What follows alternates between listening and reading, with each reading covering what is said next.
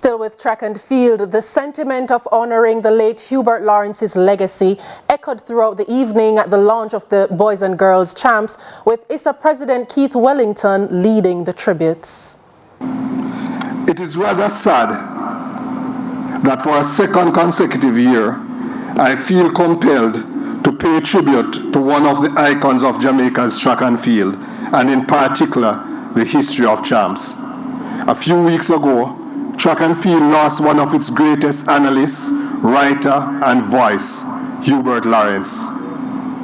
Thankfully, Hubert's legacy will be enshrined in his contribution to our Champs Centenary book, Champs 100. His co-authorship of the books, 50 Days of Fire and Power and Glory, Jamaica in World Athletics, from World War II to the Diamond League era, along with the many lasting memories he created in track and field circles.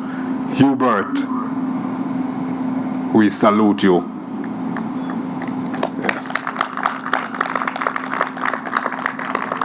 Let us all remember in our prayers the families and many friends of the late Hubert Lawrence. He will be greatly missed. May his soul rest in peace, and may God grant us the strength to endure this great pain. He will never be forgotten. Lawrence, who had spent decades unraveling the intricacies of track and field, providing context and depth to the exhilarating performances witnessed at the championships, passed away 2 weeks ago. I had the occasion to speak to Hubert, and the only way I can describe him, colleagues, this man, as a veteran analyst, was a genius. I've never seen anybody retain numbers and events like Hubert Lawrence. His recent passing has left a void in our hearts, and I'm sure most of you share that sentiment with me. Hubert was more than a Jamaican legend in athletics. He was a unique presence, a cornerstone player of local coverage, particularly during events like Champs. The most poignant tribute came from Dr. Claire Clark Grant, Deputy Chief Executive Officer of Broadcast and Content Services at the RGR Group.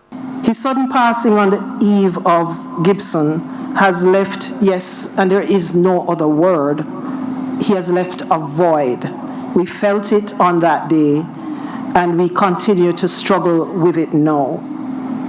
Hubert's insightful analysis and his unique perspective enriched our broadcast and touched the lives of countless viewers and listeners. It's probably not measurable, but I'd like us all to think about broadcasts that we have watched and listening to Hubert, how much he has taught the Jamaican audience what track and field is about. Lawrence, who was introduced to radio and television commentary by Ed Barnes while at the now defunct JBC, also worked right here at CVM for more than a decade. Angela Melville, CVM Sports.